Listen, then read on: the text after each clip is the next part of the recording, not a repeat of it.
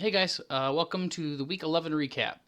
This week's biggest blowout and top scorer, Derek's Freeman Fuck Up Project, defeats Jason's I Was Saying Boo Earns 137.1 to 75, a 62.1 point margin of victory. Derek got a big team effort this week, getting at least 18 points from 5 different players, led by Drew Reeves and Stephon Diggs with 20-point games. The deadline deal you made to get Marlon Mack got you 19.9 points this week, but he's injured and will be out a few weeks, if not the rest of the fantasy season. This just got super dark. Bad week for Jason. This week, all 3 of his keepers were on the bench, with Saquon Barkley on a bye, George Kittle still being held up with the knee and ankle injuries he's dealing with, and Damian Williams riding the pine. He only put up 1.8 points for you before he got hurt on Monday Night Football anyways. You got 19.8 points from Derek Carr to lead your team in scoring, followed up by 16.3 points from Cortland Sutton. This week's closest game, Brandon's blown call defeats Lee's Tanking for Golf 131.4 to 127.2, a 4.2 point margin of victory. What could Brown do for you? Apparently, lead your team in scoring. John Brown got you 33.2 points this week, backed by 26.4 points from DJ Chark, who you got from Derek in that deadline deal. Both players paid off well for you this week, better for you because he's not hurt. You had 4 other players who scored double digits as well. You could have grabbed the top score by either getting Kirk Cousins in for Patrick Mahomes or Calvin Ridley in for DJ Moore. Lee had the top scoring player in this matchup, getting 34.5 points from Dak Prescott and 22 points from Mark Ingram. Lee, you came up 4 points just short of the win and 10 points short of top score. It can't feel good when your starting wide receivers this week, Mohamed Sanu and Josh Reynolds, combined for only 9.6 points. Sanu had a whopping 2 catches for 4 yards after having 10 catches for 80 yards and a touchdown in New England's last game. You were really weak at wide receiver this week, having Robert Woods and Adam Thielen out with injuries and Devontae Adams on bye. This is bullshit. For those keeping track, that's all 3 of your keepers as well. In other games this week, Josh's Please Not Last Again defeats Pope 1.0's To Deuce or Not to Deuce, 84.4 to 67.3. Josh got 17.9 points from Marvin Jones, 15.9 points from Tariq Cohen, 12.3 points from Jarvis Landry, and 11.4 points from Kansas City. You opted to leave Ryan Fitzmagic on the bench, which was a mistake, as his 12.9 points tripled up the 4 points that Deshaun Watson scored for you. He's protected by magic. Pope 1, you opted to grab both Jameis Winston and Jimmy Garoppolo earlier this month. Anyone for Russian roulette? I have no idea how Jimmy G wasn't already owned. I should have picked him up myself and cut the potato that is Jared Goff. You started Jameis Winston against Arizona last week. I figured you'd probably be starting Garoppolo this week versus Arizona again. As it turns out, Arizona is really bad. You started Winston this week instead, who threw 4 picks and scored only 14.8 points this week compared to Jimmy G's 32.6 points on your bench. Even worse, Winston's 14.8 points led your team in scoring, edging out 13.7 points from Shady McCoy and 10.1 points from Darren Waller. Full Carlton drafts, thanks, mate.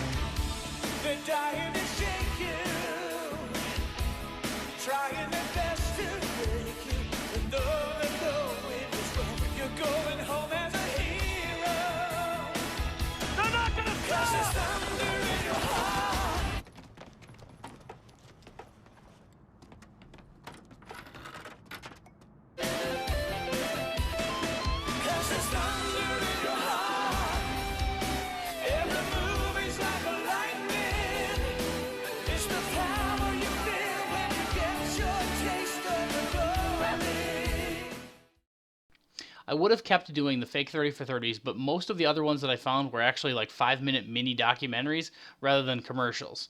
Like this one on how Rocky Balboa ended the Cold War. There should be a link up in one of these corners of the screen. I don't know where it's going to be at yet. Nick's Hootie and the T-Blowfish takes down Alex's Funkle Up 110.6 to 86.1. Nick was led this week by the Michaels, getting 22.3 points from Michael Gallup and 21.4 points from Michael Thomas. Matt Ryan and Le'Veon Bell each added 16 points as well.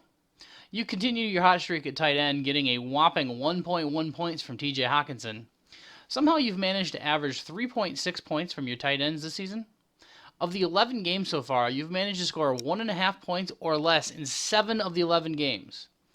Your total tight end production has been 39.9 points. Had you just picked any one of the top 35 tight ends in scoring so far this season and rolled with him the entire time, you've managed 40.2 points. I don't agree with that. Then I'm smarter than you.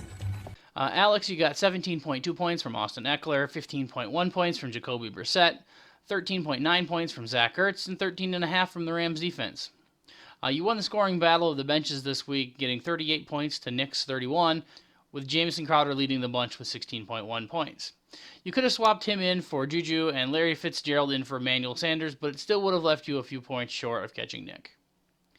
Pope 2.0's Pew Pews defeats Drew's Run CMC 112.7 to 98.2. Josh Allen led Pope 2.0's squad this week with a 33.8 point game. That was backed up by 18.7 points from Travis Kelce and 16.8 points from Joe Mixon. The wide receiver power duo of Mike Evans and Odell Beckham Jr. each put up only 8 points for you this week, but it was enough to hold off of Drew. Unfortunately for Drew, Tyreek Hill's early exit from the Monday Night Football game left him with a 0 spot at wide receiver, instead of his 17.8 projected points, which would have been enough to grab you the win. Or had you known the injury was coming, you could have slid in Deebo Samuel in there instead of Tyreek Hill, as he had a 20-point game.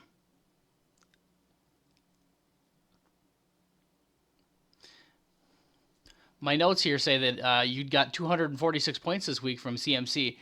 I'm pretty sure that's supposed to say 24.6 points from CMC, but you never know with Christian McCaffrey. And 15 points from both Mark Andrews and Oakland's defense. And finally, Chris's 2 men in a defense defeated my Melvin Gordon Bombay 115.7 to 100.7. This was a matchup of the QBs as my Lamar Jackson put up 33.5 points to outscore Kyler Murray's 26.7 points for Chris. Both QBs led their respective teams in points this week, whereas Chris had some success with his running back duo of Kamara and Gurley, who each put up 18 to 19 points this week. My combination of Gordon and Connor could only combine for 12 points total, partially due to James Conner's early exit on Thursday Night Football, and the Chargers inexplicably trying to have Phil Rivers throw the ball nonstop against one of the league's worst run defenses. But I'm not bitter. At least some of the passes fortunately went to Keenan Allen, who put up 17.1 points, despite Rivers throwing 4 passes to the Chiefs' defense. You're mean and bitter. This week's stat roundup, a few of the things Nick pointed out. Nick's the second player to get to 60 wins. Brandon is exactly halfway there, getting his 30th win overall. This is Derek's 6th weekly high score. Lee has now joined the 7 straight losers club, making exactly half of the league who have now had a 7-game losing streak at some point in the team ownership history. Lee, Josh, Jason, Derek, and both Popes. Despite the bad week that Drew had, he's still right on pace to match Chris's current league high score record, setting at an average of 135.67 compared to Chris's 135.68, just a hundredth of a point difference. This week's playoff update, here's what it looks like. Oh, sorry, that's actually me clinching the number 1 overall seed in the 4-man league with 3 weeks to go. Sorry about that. Don't know how that got in there. Here's the actual playoff projections. The top 4 teams are back to 100%, but the interesting thing now is who's going to get the 2 buys. Pulp 1.0 has a 70% chance of getting one of them, but the other 3 teams all have odds in the 40s for grabbing the second buy. All 4 teams have about a 25% chance of being in that number 2 seed. My odds have dropped 3.3%, which is a lot better than it feels like. Derek's gotten up to a 70% chance for that 6th spot, but Josh, Alex, and Eric could still cause some havoc in the standings. Brandon, Lee, and Jason have filled out the first half of the deuce bracket. Still not sure exactly who's going to be sitting in that 12 seed at the end of the regular season for the number 1 overall deuce.